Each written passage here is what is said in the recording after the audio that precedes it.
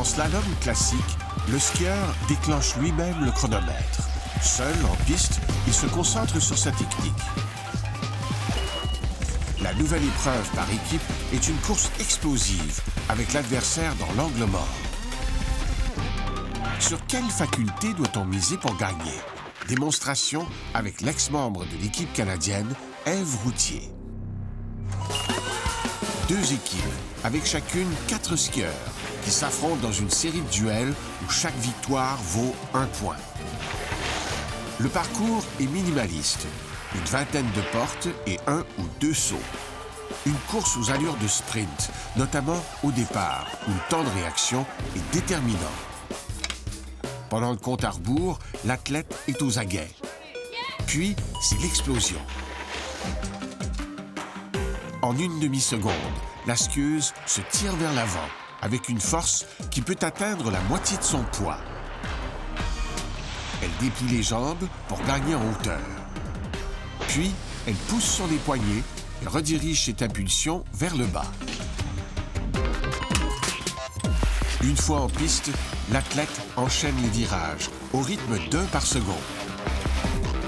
Ces transferts de poids exigent à la fois souplesse et équilibre.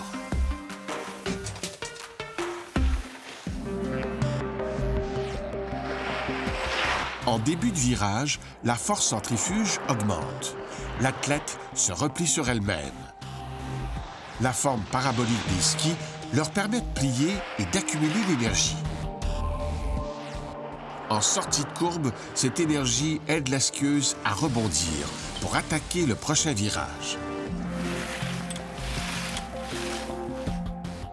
Pour maximiser la vitesse, son centre de gravité doit suivre la trajectoire la plus courte possible. Les skis, eux, suivent un tracé plus large. Au total, les jambes parcourent donc une plus grande distance que le haut du corps.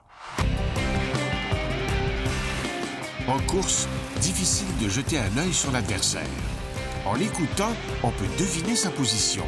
Et s'il nous devance, il faut prendre des risques. L'une des tentations, c'est de négocier des virages trop serrés.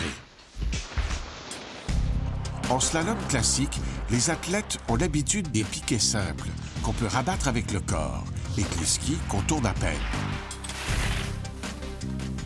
Mais dans l'épreuve par équipe, les 2 piquets sont reliés entre eux.